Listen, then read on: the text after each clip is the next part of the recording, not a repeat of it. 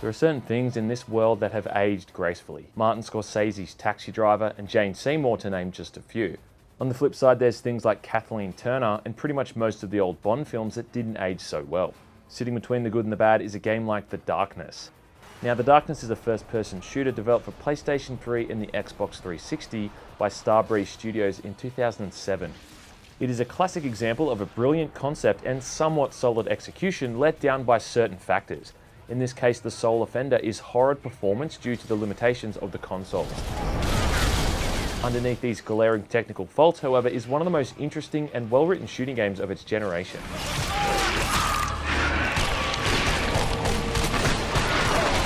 Based off the comic book series of the same name, The Darkness has you take on the role of mob hitman Jackie Estacado, who finds himself in some deep shit when he screws up a business deal with his adopted uncle/mafioso, Paulie Franchetti.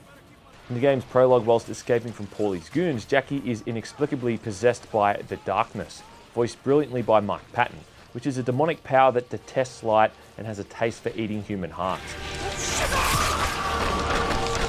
What this means in gaming terms is that you're going to be staring at ceilings, shooting out light bulbs, and watching the same 2 or 3 second animation over and over every time you eat one of the several hundred hearts in the game.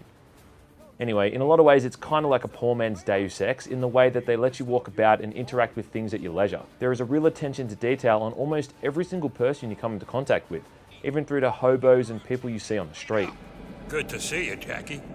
The game takes place in New York City and you move through subway stations and back alleys which serve as hubs of a kind, as you progress onward to the next story-based objective. And there's lots of people you can interact with along the way, even completing side missions to earn collectibles. Aside from Paulie, the other main character of interest is Jackie's love interest, Jenny, a girl he met at the city orphanage when they were kids. Are you okay, babe? Their childhood sweethearts and their relationship plays a big part in the overall story. You want the remote, don't you, mister? I don't really want to say too much more though. People who've played through the campaign will know how polished the story generally is, but also just how much stuff happens throughout it. It feels more like a crime epic than it does a comic book story. The main focus is more about Jackie versus Paulie, initially anyway, and the Darkness just kinda comes along for the ride. It's not until near the end of the game that Jackie's involvement with the Darkness takes over the entire narrative, and the ensuing result is amazing to watch. Even when it's not center stage though, the Darkness really steals the show hands down. When it initially takes over, it bestows upon Jackie all manner of powers, offensive and defensive. The most important benefit of having the Darkness active is that it will protect you from gunfire to an extent, as without any protection you can be killed within seconds. The Darkness is weakened by light, so you have to shoot light sources out to keep it powerful, which can be a nightmare in opened up areas like city streets. You also eat human hearts to level it up, and furthermore you gain new powers as you progress through the story. The best of these is easily the black hole power, which can just be utterly devastating.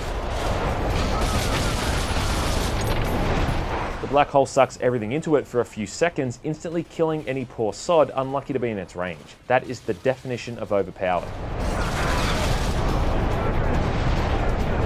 Aside from the Darkness powers, you'll also largely be shooting things as well. There's not a huge lineup of weapons in this game.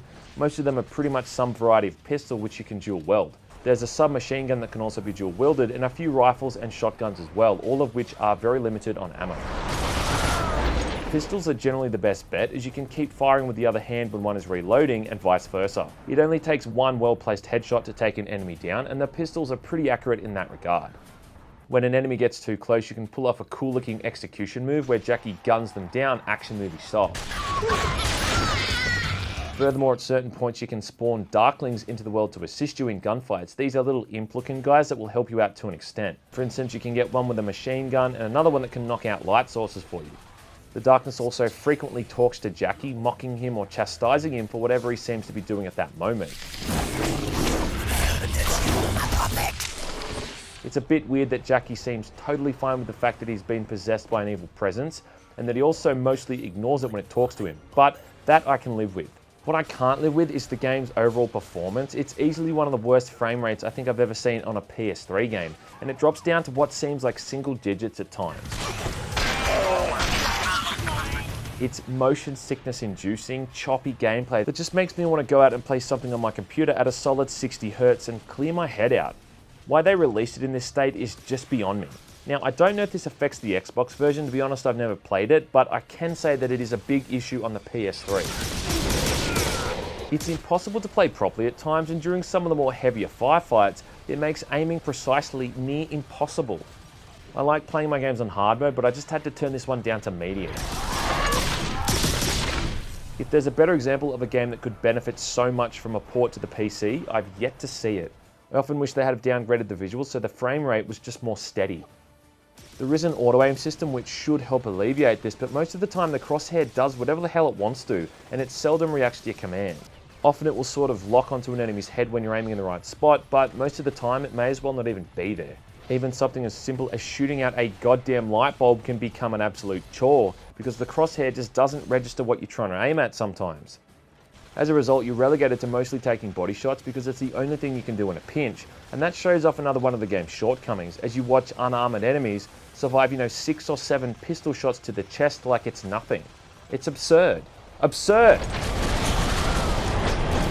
Visually, the game is up and down. Some of the levels set in the urban areas look really good. With a real attention to detail. Newspaper stands, posters on the walls, phone booths, etc. They feel like real, living, breathing locations. There's some great dynamic lighting with self-shadowing and textures, despite how low res they are. But then again, other areas look like something you'd expect to see on a PlayStation 1. Even the basic interface is flawed considering all the variables you have to consider at any one time. There's health, ammo, darkness, energy, etc. and the UI is practically devoid of any of this information. This is one of the earliest released games for the PS3, so you do have to cut it some slack in that regard. But holy hell, this is a horrible looking and performing game at times, and it's a real shame. Why is it a shame? Well, because the story is actually really damn good. The characters are brilliantly voice acted, even if the animation for them is very basic.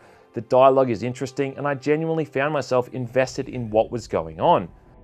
Uncle Paulie isn't a teddy bear. He's a fucking psychopath. There's a few moments in the game that are real tearjerkers, and overall, it's very well written. Jackie is also a really likable guy. As likable as he can possibly be for a mafia hitman possessed by a demon. During the frequent loading screens, he gives these great little anecdotes to help pass the time.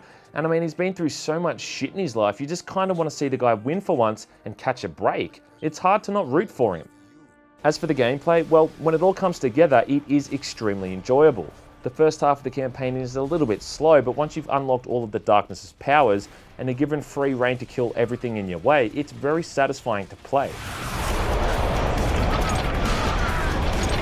The ending is just so badass too. I can't think of any other game that has given me such a feeling of closure when it all ended. I can't fault the soundtrack as well, even if I tried. It's superb. It's a mix of metal and orchestral stuff, and when you're wasting mobsters and these tunes kick in, it really takes it to another level. So wrapping all of this up, if you think you can handle the often choppy frame rate, which is the type of thing that might have certain people heaving into a bucket, then this is one game definitely worth playing. It has some great ideas and it generally accomplishes what it sets out to do.